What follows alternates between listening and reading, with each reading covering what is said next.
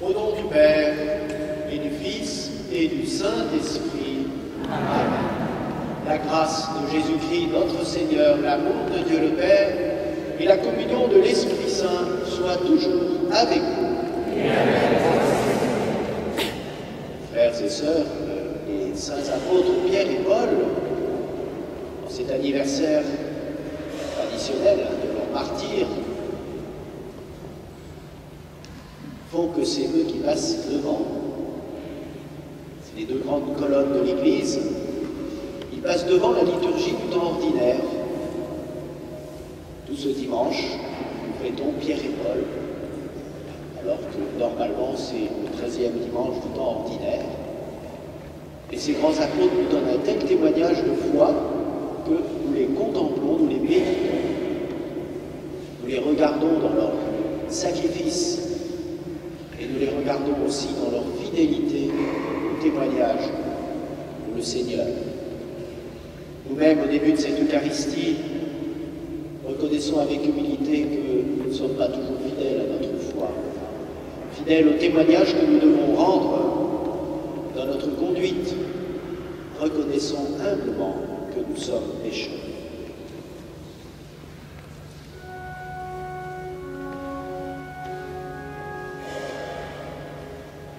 Seigneur Jésus, envoyé par le Père, pour guérir et sauver les hommes, prends pitié de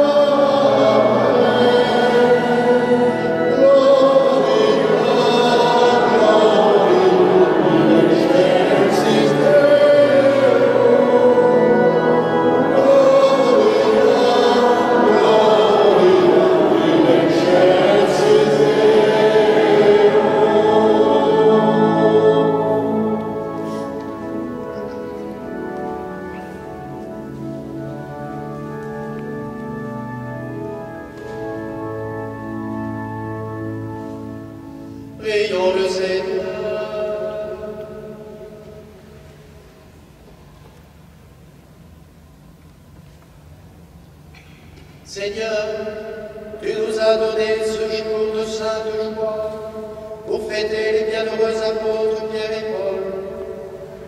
Accorde à ton Église une fidélité parfaite à leur enseignement, puisqu'elle reçut par eux la première annonce de la foi.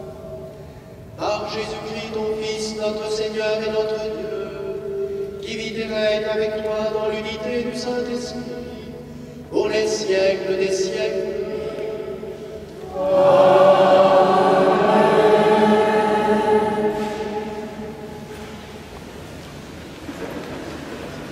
J'invite les enfants qui le désirent à venir me rejoindre pour la liturgie de la parole adaptée pour eux.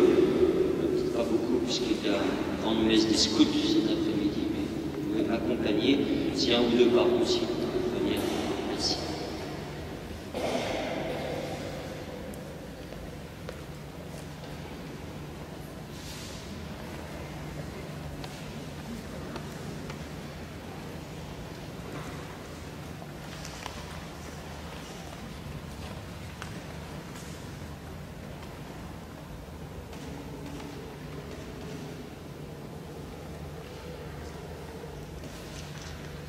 Lecture du livre des Actes des Apôtres.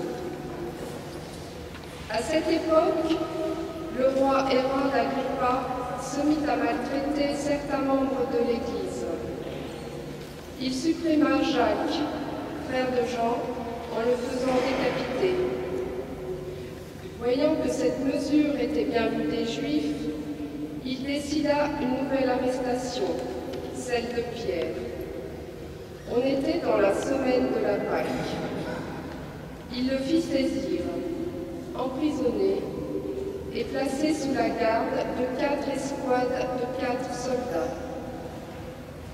Il avait l'intention de le faire comparaître en présence du peuple après la fête. Tandis que Pierre était ainsi détenu, l'Église priait pour lui devant Dieu avec insistance. Hérode allait le faire comparaître. La nuit précédente, Pierre dormait entre 2 soldats. Il était attaché avec 2 chaînes, et devant sa porte, des sentinelles montaient la garde. Tout à coup, surgit l'ange du Seigneur, et une lumière brilla dans la cellule.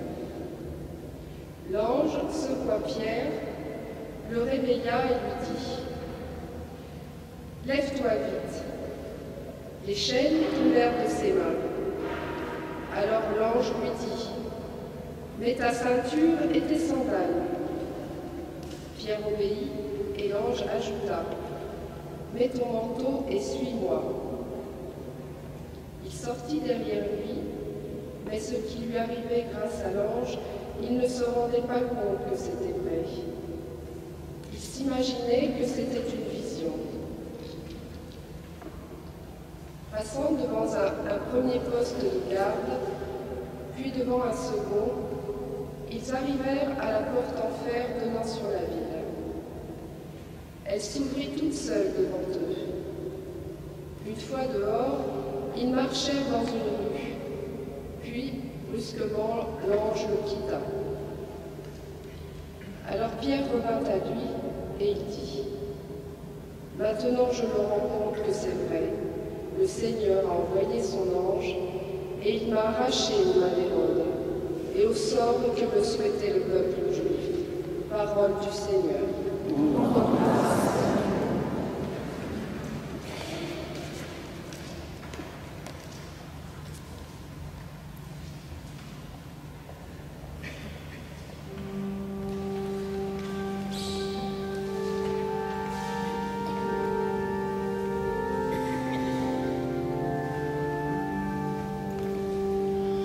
Écoutez et voyez comme est bon le Seigneur, goûtez la bonté du Seigneur. Écoutez et voyez comme est bon le Seigneur, goûtez la bonté du Seigneur. Je bénirai le Seigneur en tout temps.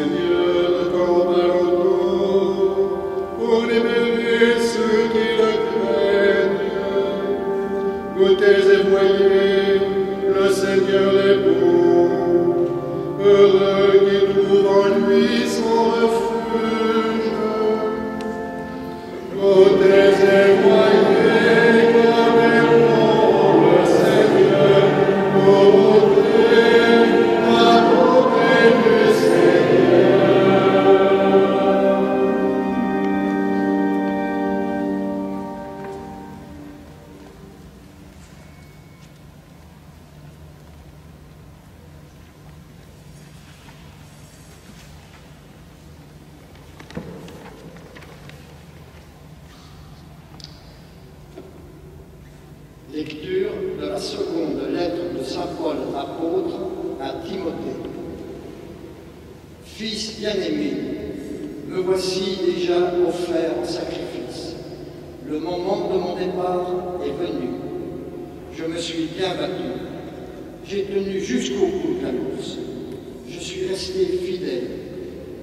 Je n'ai plus qu'à recevoir la récompense du vainqueur. Dans sa justice, le Seigneur, le juge impartial, me la remettra en ce jour-là, comme à tous ceux qui désirent ardemment sa venue dans la gloire. Tout le monde m'a abandonné. Le Seigneur, lui, m'a assisté. Il m'a rempli de force pour que je puisse jusqu'au bout annoncer l'Évangile et le faire entendre à toutes les nations païennes. J'ai échappé à la gueule du lion. Le Seigneur me fera encore échapper à tout ce qu'on fait pour me nuire. Il me sauvera et me fera entrer au ciel dans son royaume. À lui la gloire pour l'éternité. Amen. Parole du Seigneur.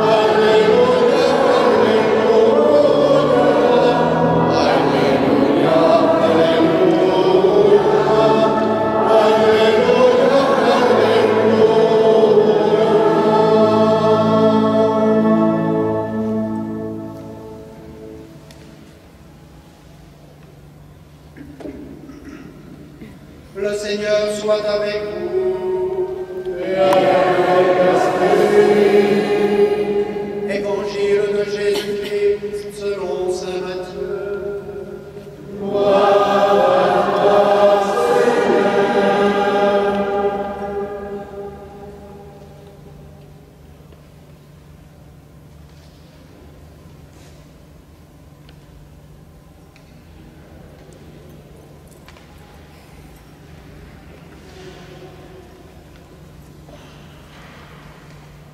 Jésus était venu dans la région de Césarée de Philippe, et il demandait à ses disciples, « Le Fils de l'homme, qui est-il d'après ce que disent les hommes ?» Ils répondirent, pour les uns, il est Jean-Baptiste, pour d'autres, Élie, pour d'autres encore, Jérémie ou l'un des prophètes. Jésus leur dit, « Et vous, que dites-vous? Pour vous, qui suis-je » Prenant la parole, Simon-Pierre déclara, « Tu es le Messie, le Fils du Dieu vivant. » Prenant la parole à son tour, Jésus lui déclara, « Heureux es-tu, Simon, fils de Jonas. Ce n'est pas la chair et le sang qui t'ont révélé cela, mais mon Père qui est aux cieux. Et moi, je te le déclare, tu es Pierre, et sur cette pierre, je bâtirai mon Église. La puissance de la mort ne l'emportera pas contre elle. Je te donnerai les clés du royaume des cieux. Tout ce que tu auras lié sur la terre sera lié dans les cieux, et tout ce que tu auras délié sur la terre sera délié dans les cieux. Acclamons la parole de Dieu.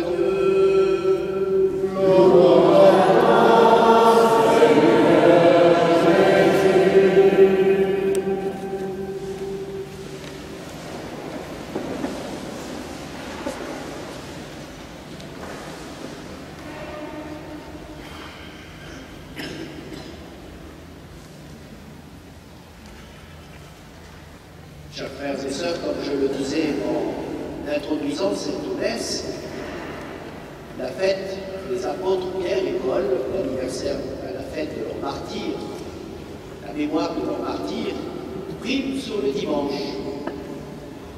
Un peu comme si la vénération des saints occultait Jésus. Mais ce n'est pas du tout le cas.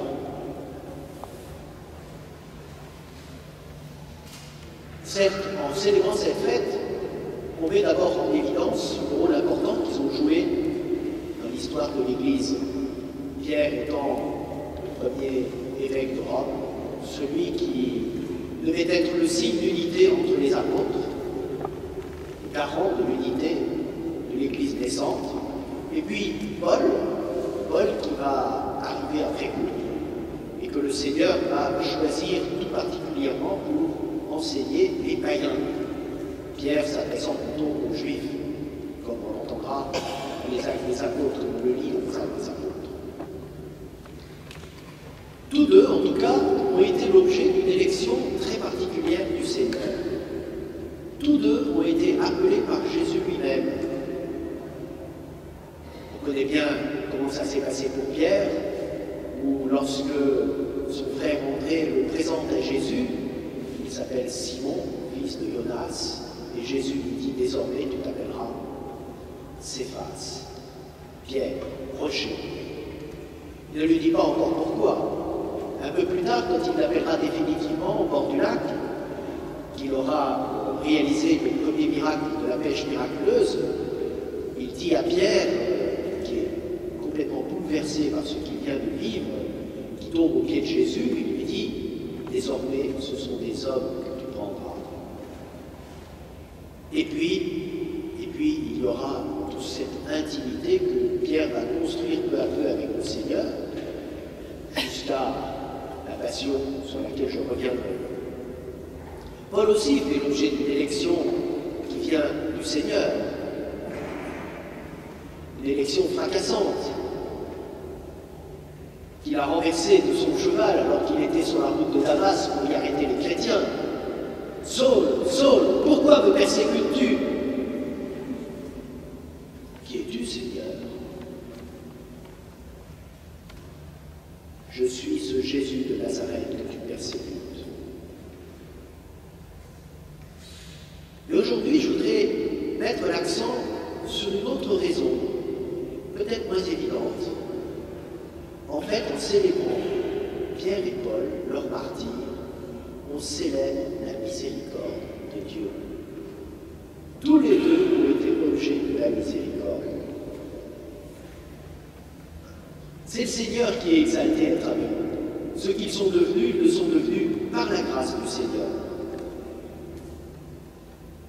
En fait, l'un et l'autre ont été guéris de l'orgueil, qui s'est exprimé de manière différente. L'un et l'autre illustrent en effet deux formes de l'orgueil. Pas que l'autre forme n'existe pas chez les deux, mais il y a un accent. En Saint-Pierre, on voit l'orgueil qui s'enracine. Vous savez, l'orgueil s'enracine dans les deux facultés qui nous rendent libres. Qu'est-ce qui nous rend libres? L'intelligence et la volonté. L'intelligence pour connaître et comprendre, et la volonté pour choisir. Ces deux facultés que nous avons tous, elles peuvent être empoisonnées par l'orgueil. Et alors, on va voir comment l'orgueil de l'intelligence était l'apanage de Saul. Saul, c'était un élève doué. Son rabbin l'avait envoyé à Jérusalem pour étudier au pied de Gamaliel. Comme aujourd'hui, les évêques envoient les bons candidats étudier à Rome, à la grégorienne, comme les autres facultés romaines, en se disant qu'ils aillent au cœur de l'Église. Et là, ils auront une formation solide. Et c'est ce que le rabbin de Saul avait fait pour Saul. Il l'avait envoyé à Jérusalem, au pied de Gamaliel, au pied de ses grands maîtres, contemporains de Jésus, et qui ont laissé d'ailleurs des écrits dans la tradition juive. Gamaliel, Hillel, Shammai, tous ces grands docteurs ont marqué l'histoire juive. Comme nous avec les pères de l'Église, c'est la même chose. Voilà, alors, Paul, ou Saul, à l'époque il s'appelait ainsi, avait mis son orgueil dans cette connaissance. Il avait l'orgueil de la connaissance. Moi je sais,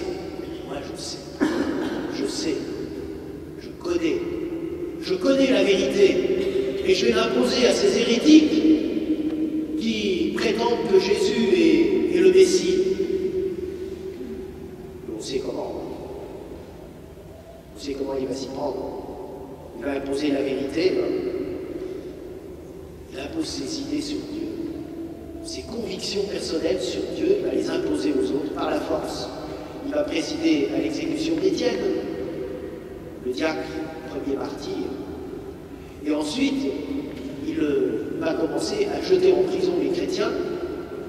Il va aller jusqu'à demander au Grand Conseil des lettres. Il va aller arrêter les chrétiens de Damas, s'il vous plaît, à 140 km. À l'époque, il n'y avait pas de TGV, il faisait à pied ou à cheval. Vraiment, quelle ardeur il avait pour défendre l'honneur de Dieu. Ça vous fait peut-être penser à certains qui font la même chose aujourd'hui.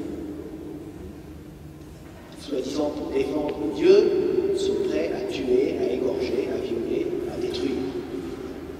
Mais vous savez, c'est pas nouveau, hein. Ça existait déjà à d'autres époques et ça s'est produit dans notre Église. Lorsque les chrétiens se sont déchirés au XVIe siècle, pas brillant, hein. Soi-disant au nom de Dieu, au nom de la vérité. Alors vous savez, ça a eu aussi notre expression, cet orgueil de l'intelligence. C'est ce qu'on appelle la gnose. La gnose, ça s'est développé dès le 1er siècle. Il s'agissait d'être initié à la connaissance. Alors on vous apprenait des généalogies sans fin, on vous révélait la connaissance. Il y avait les initiés, puis il y avait ceux qui ne savaient pas. Vous initiez à la connaissance. Vous savez, ça existe encore aujourd'hui. Rien de nouveau sous le soleil. Si parmi vous, certains ont déjà fréquenté la franc-maçonnerie, c'est ce qui se fait dans la franc-maçonnerie. On vous initie. On va vous faire étudier des philosophes, on va vous donner la connaissance, vous allez voir. Nous, on sait sait ce qui est bon pour l'humanité. Nous avons la vérité. Puis il y en a d'autres. Il y en a d'autres encore. Donc voilà, ça c'est le premier orgueil, c'est celui de l'intelligence. Je vous dirai après comment le Seigneur les a guéris l'un et l'autre, Pierre et Paul. Quant à Pierre, de son côté, il illustre plutôt l'orgueil de la volonté. Pierre, c'était un fougueux, c'était quelqu'un qui y allait. Hein. Et on va le voir dans l'Évangile, à plusieurs reprises, on va voir ça.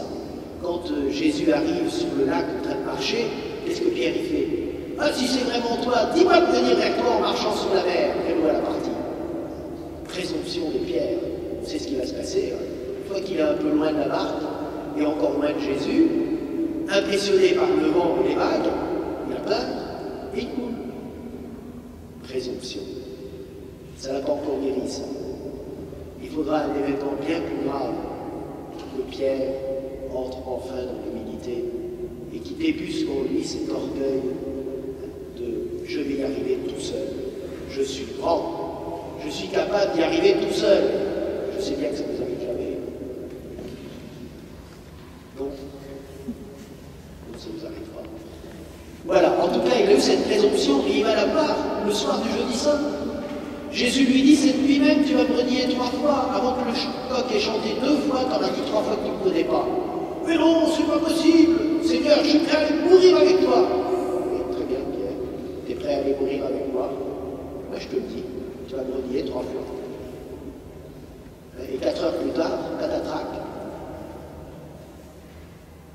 Pierre tombe. Il a eu la présomption, il a cru qu'il pouvait suivre Jésus dans son martyre.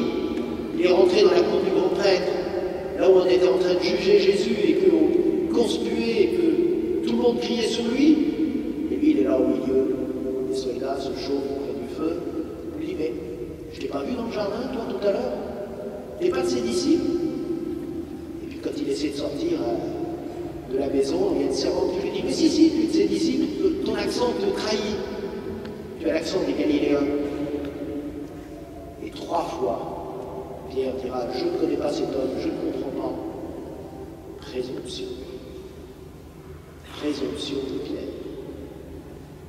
Voilà, donc tous les deux ont été victimes de leur orgueil. Et ce qui est magnifique chez eux, et c'est ça qu'on célèbre, c'est que d'abord, ils se sont convertis. Et ensuite, ils ont donné leur vie dans un total abandon dans les mains du Seigneur.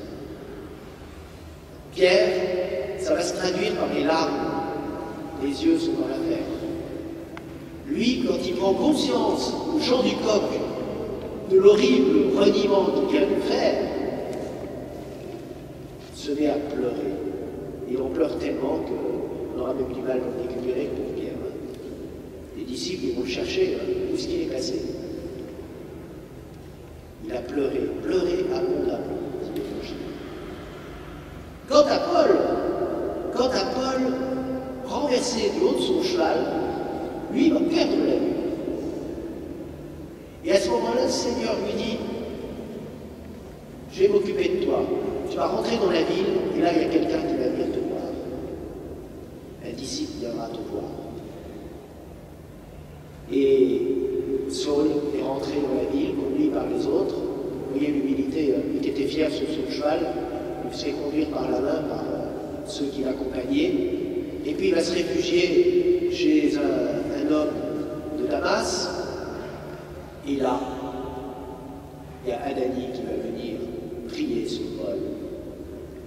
Et lui, ce ne sont pas des larmes qui vont tomber de ses yeux, c'est des écailles. Il se croyait intelligent, il croyait qu'il avait tout compris. En fait, c'était un aveugle. C'était un aveugle parce qu'il voulait voir la vérité uniquement avec ses moyens humains. Or, frères et sœurs, seule la grâce de Dieu peut nous faire accéder à la plénitude de la vérité. Seule la grâce de Dieu peut nous faire voir où est le vrai. Il faut être inspiré pour voir le vrai, inspiré par l'Esprit Saint. Sans inspiration, on est dans l'élucubration intellectuelle et on est dans l'erreur. intelligence pour voir clair, elle a besoin d'être inspirée.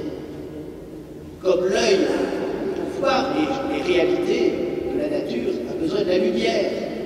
Sans lumière, l'œil ne peut pas voir.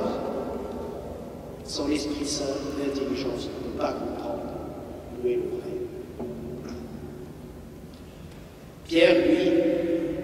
Pierre et Paul donc sont guéris par le Seigneur, la grâce les a touchés. Et ensuite, ils vont vivre d'une façon toute différente. Pierre, lui, va confesser 3 fois l'amour du Seigneur. De nouveau, une pêche miraculeuse, on est au bord du lac. Pierre, m'aimes-tu? Oui, Seigneur, je t'aime. Pierre, m'aimes-tu vraiment? Et oui, Seigneur, tu le sais, je t'aime. Pierre, m'aimes-tu plus que ceci? Tu sais tout, Seigneur. Tu sais bien que je t'aime. Voyez comment le Seigneur va guérir l'orgueil de Pierre. Pour confesser son amour, il faut être humble. Il faut être humble. Il faut savoir reconnaître que par nous-mêmes, on ne sait pas aimer comme il faut. Je ne peux pas y arriver tout seul. Là aussi, sans l'Esprit Saint, impossible d'aimer comme il faut. Et donc voilà, Pierre et Paul, guéris tous les deux, mais qui vont devenir des témoins de l'Évangile. Et là, on touche à une autre étape qui est qu'ils vont laisser le Seigneur conduire leur vie. Ça, c'est pas évident. Avons-nous tous lâché les commandes de notre vie pour laisser le Seigneur conduire notre vie? Où en sommes-nous dans ce propos-là? Est-ce que c'est nous qui décidons et qui maîtrisons tout, qui voulons tout maîtriser, ou est-ce que nous faisons confiance et que nous nous abandonnons? Voilà la vraie question. Pierre et Paul se sont abandonnés. Pierre ne savait pas qu'il finirait sa vie à Rome. Pierre ne savait pas qu'à un certain temps, il irait à Antioche pour y séjourner quelques années, puis qu'ensuite, d'Antioche, il irait à Rome. C'est parce qu'il a reçu l'inspiration dans son cœur. Paul non plus ne savait pas où conduirait sa conversion. Il a commencé par aller au désert pour méditer sur tout ce qu'il avait appris avant et le relire à la lumière de l'Esprit Saint. Et c'est seulement parce que l'Église va lui demander de venir enseigner qu'il va se mettre à enseigner. C'est seulement parce que l'Esprit Saint va inspirer aux prophètes de la communauté: mettez à part Paul et Barnabé et envoyez-les en mission. Il n'a pas décidé par lui-même, je vais aller prêcher l'Évangile. Non, il a été appelé et envoyé. Ça, c'est très intéressant dans l'interaction. Et vous voyez que dans toute sa mission, ensuite, quand vous lisez les Actes des Apôtres, c'est le Seigneur qui le guide, qui lui fait choisir les lieux à travers les événements, à travers des fois des appels de l'Esprit Saint dans la prière, des visions. Et Pierre de la même façon. Regardez aujourd'hui, on vous raconte comment Pierre a été libéré. Vous imaginez que quand on a vécu une chose pareille, être libéré de ses chaînes, de la prison, après on fait confiance. Et il a fait totalement confiance. Et le jour où, quittant Rome, au moment de la grande persécution de Néron en 64, il croise Jésus en vision qui rentre vers la ville avec sa croix sur les épaules, il comprend le message. Il dit, Seigneur, le Seigneur lui dit d'ailleurs, ô baptiste, où vas-tu, Seigneur? Je retourne, je rentre à Rome pour y être crucifié. Et la vision disparaît. Et que fait Pierre? Mais il rentre à Rome. Évidemment, il va être arrêté. Et puis on sait qu'il va mourir exactement là où se trouve la sacristie de la basilique Saint-Pierre. C'est le lieu du martyre de Pierre.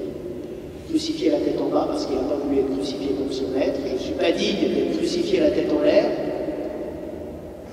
L'humilité de Pierre, jusque dans son martyre. Frères et sœurs, je crois que la leçon que nous pouvons nous retirer de cette fête des apôtres, c'est d'une part, où en suis-je de mon humilité? Est-ce que je crois avoir raison tout le temps? Est-ce que je veux faire les choses à la force de mon poignet, de ma volonté? ou est-ce que je laisse le Seigneur conduire ma vie? Est-ce que je lui dis, Seigneur, je t'en prie, prends le volant et conduis-moi là où tu veux que je sois? Ainsi, on voit que ces deux apôtres ont été couronnés par le Seigneur, et où est-ce qu'il les a conduits? Il les a conduits dans la gloire, en passant par le martyr. Alors bien sûr, ils n'ont pas été martyrisés en même temps, ni dans les mêmes conditions, tous les deux quand même à Rome. L'un donc, là où il y a la basilique Saint-Pierre, l'autre à l'extérieur de la ville. Il a été décapité entre Rome et Ostie, plusieurs kilomètres, et il y a une basilique à cet endroit-là, l'église qui s'appelle les Trois Fontaines. La tradition dit que lorsque la tête de Paul a été tombée, elle a rebondi 3 fois et 3 sources ont jailli à l'endroit où la tête de Paul a touché le sol. Voilà, j'ai eu l'occasion de visiter cette église. Et ensuite, donc, les chrétiens ont mis sa dépouille aux portes de Rome, ce qui est devenu aujourd'hui la basilique Saint-Paul hors les murs. Frères et sœurs, que la prière de ces chers apôtres, si précieux pour l'Église, nous aide à demeurer fidèles à l'engagement que nous avons pris, que d'autres ont pris pour nous, mais que nous avons pris à notre compte ensuite lors de notre baptême. Soyons fidèles à cette grâce du Seigneur.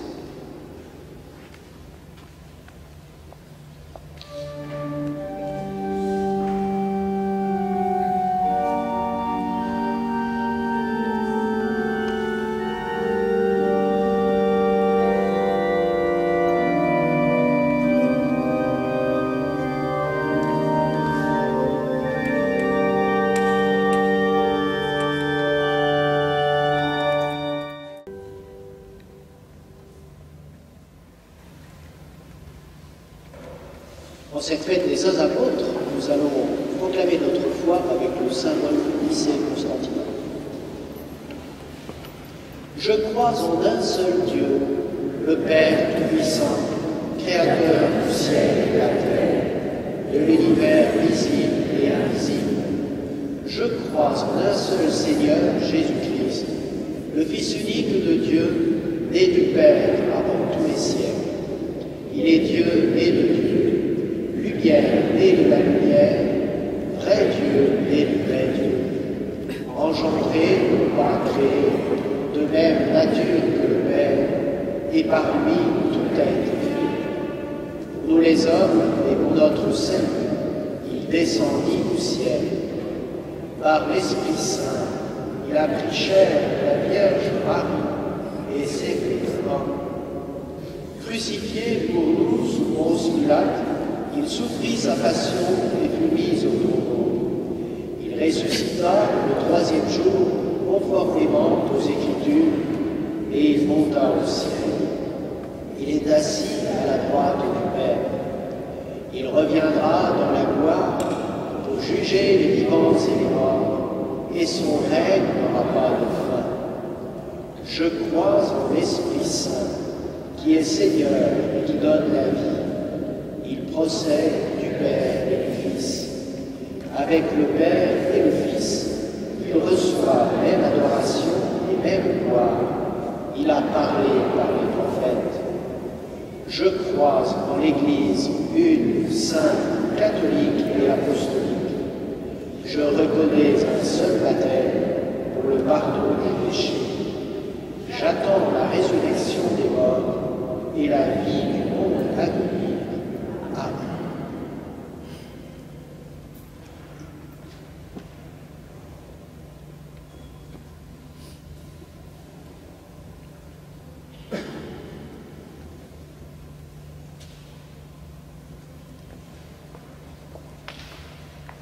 Frères et sœurs, en ce jour où nous célébrons les 2 colonnes de l'Église, prions le Père qui prend soin de son peuple et disons-lui notre confiance.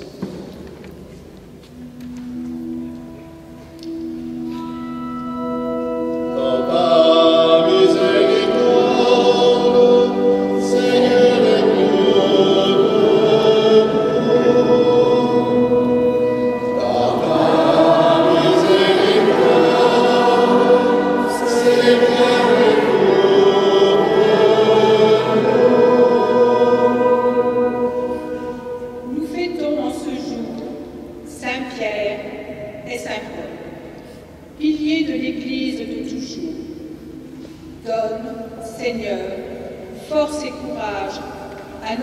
Saint-Père, le pape, et à tous les pasteurs qui conduisent ton Église.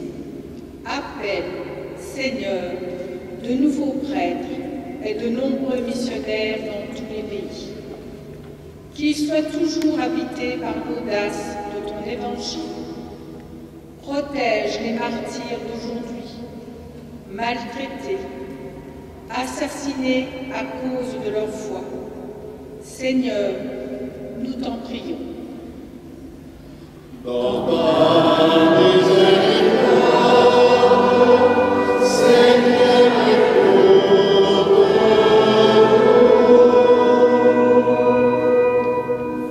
En cette fin d'année scolaire, nous te prions, Seigneur, pour les étudiants qui attendent leurs résultats d'examen, ainsi que pour leurs parents et les enseignants.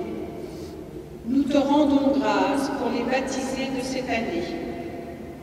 Nous te confions tous les enfants catéchisés qui ont fait, en ce mois de juin, leur première communion, leur communion solennelle. Pour tous les confirmants, pour tous les religieux, les consacrés, pour tous les prêtres, les diacres, ordonnés cette année. Seigneur, nous te prions. Dans ta miséricorde, Seigneur, écoute-nous.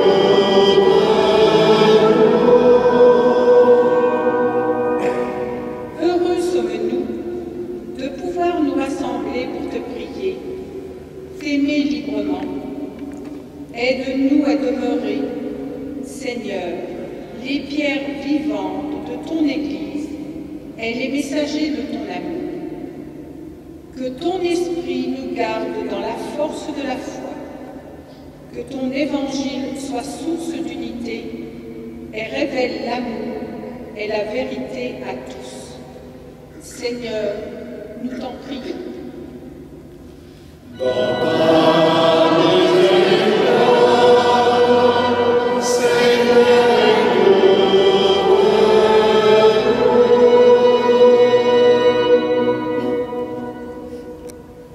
Dieu notre Père, tu n'abandonnes jamais ton Église quand elle se tourne vers toi. C'est pourquoi nous te demandons d'exaucer nos prières par Jésus-Christ, ton Fils, notre Seigneur, pour les siècles des siècles. Amen.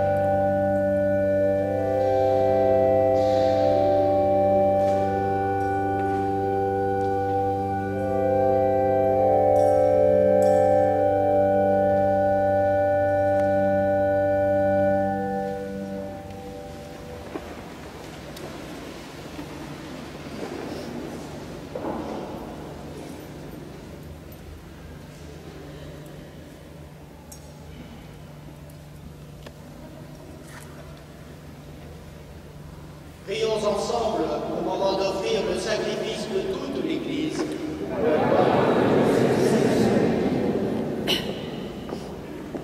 Que la prière des apôtres, Seigneur, accompagne l'offrande que nous te présentons, qu'elle nous inspire et nous soutienne pour célébrer cette Eucharistie. Par Jésus le Christ, notre Seigneur.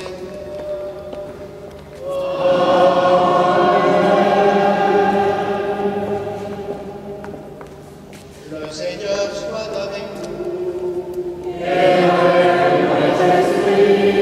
Élevons notre cœur. Nous le tournons vers le Seigneur. Rendons grâce au Seigneur notre Dieu. Cela est juste et bon.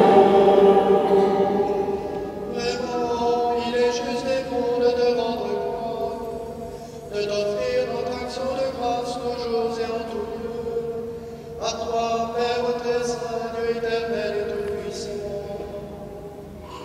car tu nous donnes de fêter en ce jour les deux apôtres Pierre et Paul, celui qui fut le premier à confesser la foi et celui qui l'a mise en lumière.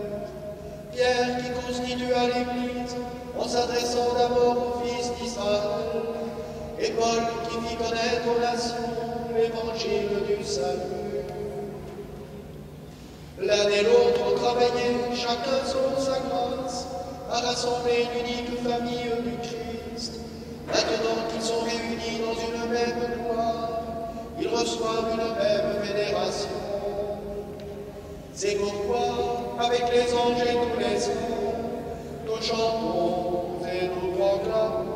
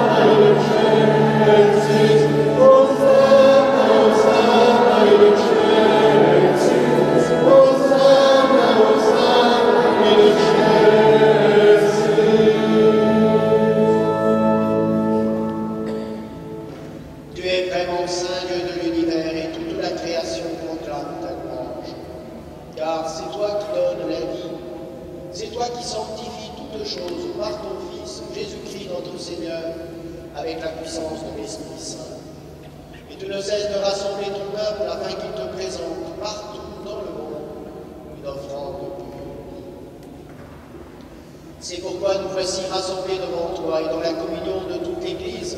En ce premier jour de la semaine, nous célébrons le jour où le Christ est ressuscité d'entre les morts. Par lui que tu as élevé à ta droite, Dieu Tout-Puissant, nous te supplions de consacrer toi-même les offrandes que nous apportons. Sanctifie-les par ton esprit, auquel deviennent le corps et le sang de ton Fils, Jésus-Christ notre Seigneur, qui nous a dit de célébrer ce mystère. La nuit même où il fut livré, il prit le pain. En te rendant grâce, il le bénit, il le rompit et le donna à ses disciples en disant : Prenez et mangez-en tous, ceci est mon corps livré pour vous.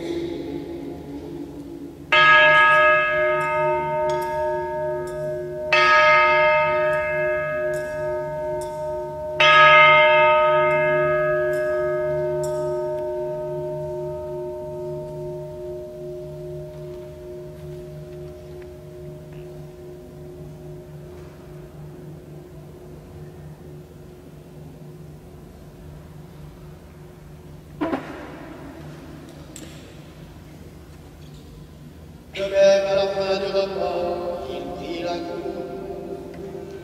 En te rendant grâce, il la bénit et la donna à ses disciples en disant: Prenez et buvez-en tous, car ceci est la coupe de mon sang, le sang de l'alliance nouvelle et éternelle, qui sera versé pour vous et pour la multitude en rémission des péchés. Vous ferez cela en mémoire de moi.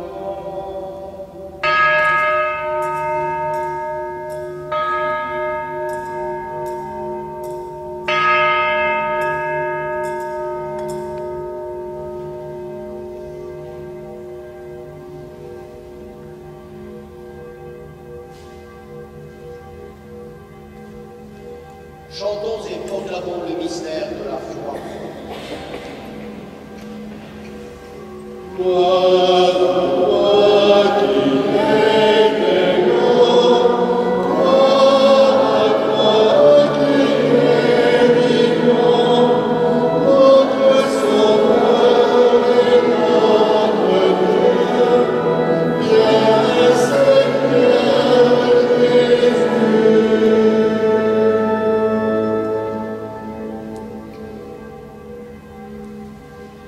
En faisant mémoire de ton Fils, de sa passion et de sa glorieuse résurrection et de son ascension dans le ciel, alors que nous attendons son dernier avènement, nous présentons cette offrande vivante et sainte pour te rendre grâce.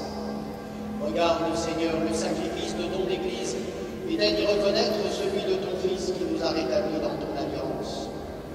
Quand nous serons nourris de son corps et de son sang et remplis de l'Esprit Saint, accorde-nous d'être un seul corps et un seul esprit dans le Christ. Que l'Esprit Saint fasse de nous une éternelle offrande à ta gloire, pour que nous obtenions un jour les biens du monde à venir, auprès de la Vierge Marie, la bienheureuse Mère de Dieu, avec les apôtres, les martyrs, Saint Pierre et Saint Paul, que nous fêtons aujourd'hui, et tous les saints qui ne cessent d'intercéder pour nous. Et maintenant, nous te supplions, Seigneur, par le sacrifice qui nous réconcilie avec toi, étends au monde entier le salut et la paix. Affermis la foi et la charité de ton Église au long de son chemin sur la terre. Paix sur ton serviteur, le pape François, sur notre évêque Benoît, l'ensemble des évêques, les prêtres, les diacres et tout le peuple des rachetés. Souviens-toi en particulier aujourd'hui d'un couple qui fête ses 35 ans de mariage, Marie-Clotilde et Pascal Gérardin. Écoute les prières de ta famille assemblée devant toi et ramène à toi, Père très aimant, tous tes enfants dispersés. Pour nos frères défunts, particulièrement aujourd'hui pour Pierre Duval, Fernand Charlet, Monique Régnier, c'est la messe anniversaire, Léonore Caetano, Marie et Pierre Nicolas, Honnête et Pierre Prelot. Pour les hommes qui ont quitté ce monde et dont tu connais la droiture, nous te prions.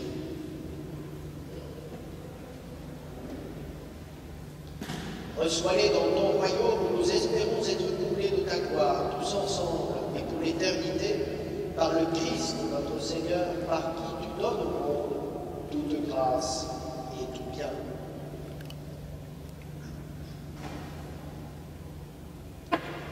En lui, avec lui et en lui.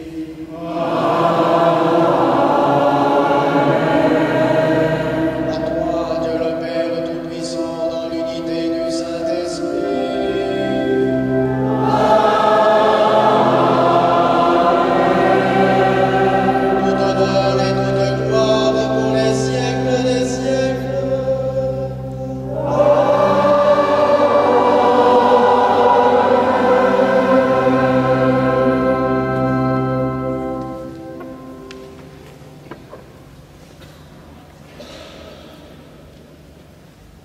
Comme nous l'avons appris du Sauveur et selon son commandement, ensemble aux autres.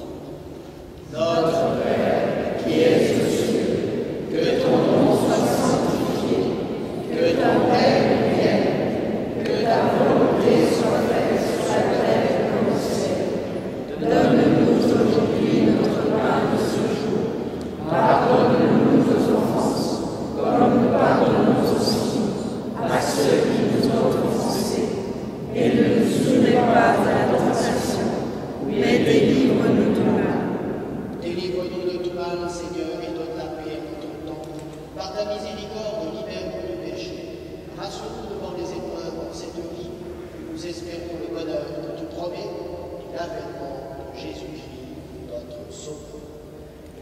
c'est à toi qu'appartiennent le règne, la puissance et la gloire, pour les siècles des siècles. Seigneur Jésus-Christ, tu as dit à tes apôtres, je vous laisse la paix, je vous donne ma paix.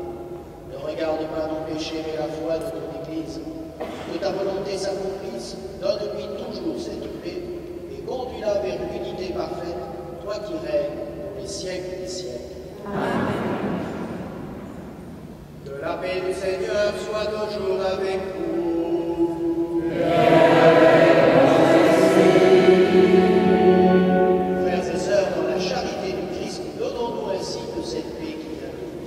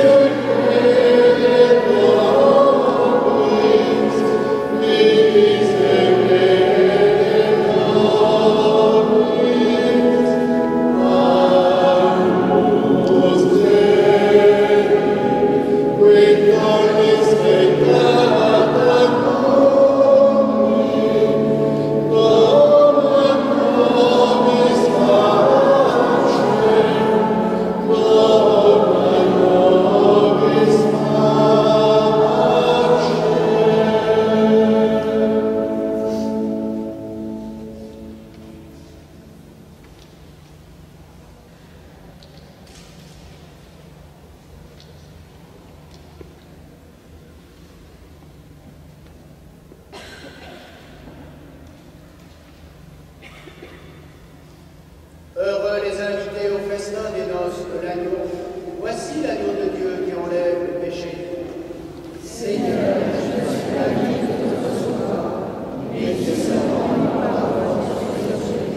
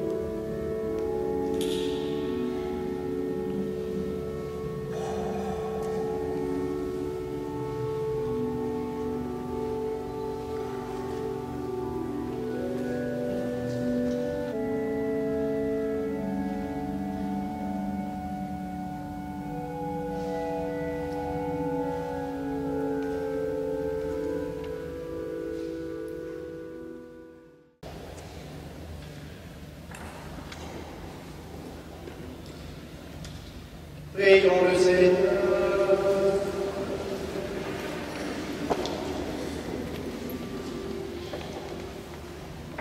Après nous avoir mortifiés par cette Eucharistie, Seigneur, fais-nous vivre dans ton Église comme les premiers chrétiens, assidus à la fraction du pain, attentifs à l'enseignement des apôtres. Nous serons un seul cœur, une seule âme, solidement enracinés dans ton amour. Par Jésus le Christ, notre Seigneur.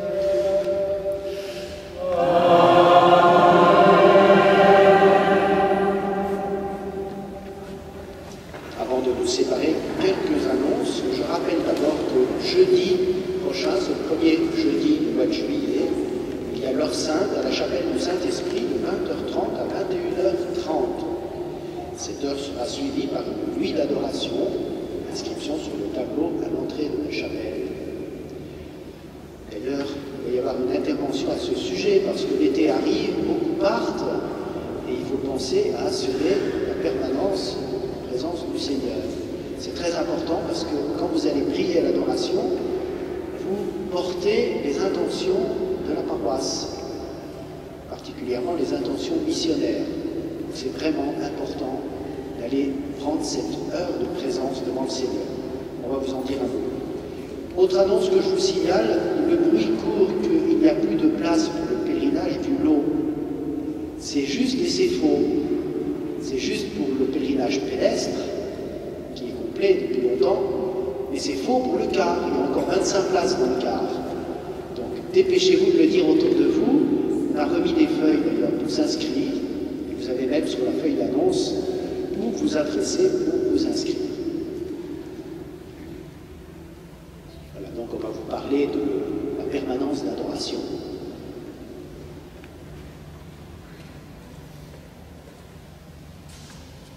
Bonjour à tous. Nous avons une grâce immense à Chalon-sur-Saône de pouvoir adorer le Seigneur jour et nuit. Cette grâce nécessite en contrepartie que nous soyons des veilleurs fidèles pour ne jamais le laisser seul. Alors cet été arrive, je remercie d'abord particulièrement tous ceux qui se sont engagés tout au long de cette année sur une heure fidèle, pour certains d'entre eux sur beaucoup plus qu'une heure, plusieurs heures. Pour ceux qui ne connaîtraient pas encore cette chance de pouvoir se mettre sous le regard de Jésus, de se faire aimer par lui dans cette chapelle du Saint-Esprit qui est juste derrière l'église Saint-Pierre, l'été c'est peut-être l'occasion effectivement de commencer à cheminer vers ce moment merveilleux d'adoration. Pour d'autres, les conditions sont plus clémentes, il n'y fait pas froid, c'est facile de se déplacer l'été, beaucoup plus peut-être que l'hiver, les places de parking sont peut-être moins prises. Donc tout à chacun est libre de venir adorer quand il le souhaite. Mais comme on l'a expliqué, les adorateurs permanents vont partir en vacances, certains vont rester, et donc on est un petit peu décalé. Donc ce qu'on vous propose, il y a un tableau à la sortie de cette cathédrale, où chacun pourra s'inscrire selon son bon vouloir. Et ce qu'on demande simplement, c'est qu'une fois inscrit, il reste fidèle attaché. Ce tableau ne va pas disparaître immédiatement, il sera mis ensuite à la chapelle de l'adoration, et tout au long de l'été, vous pourrez donc vous inscrire et venir à votre gré rencontrer le Seigneur. Merci. Alors j'en profite, c'est l'occasion de remercier une adoratrice qui était parmi nous, qui a adoré pendant des heures et des heures pendant la nuit. C'est Antoinette qui est au premier rang, qui va partir dans sa famille bientôt, qui va quitter Châlons. Et elle l'a vécu pendant des années et des années. Elle a aidé vraiment, c'est une grande adoratrice. Alors merci pour cela. Et puis nous continuons à prier pour vous. Bonne route dans votre famille. Je crois que c'est à Angers, non, sinon je ne sais plus où c'est. Et merci pour votre service. Le Seigneur soit avec vous. Et avec Que Dieu Tout-Puissant vous bénisse, le Père, le Fils et le Saint-Esprit.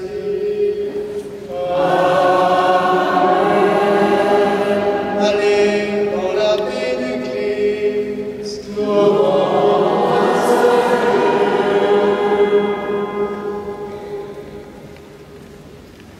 Pour notre dernier chant, nous prendrons le deuxième groupe.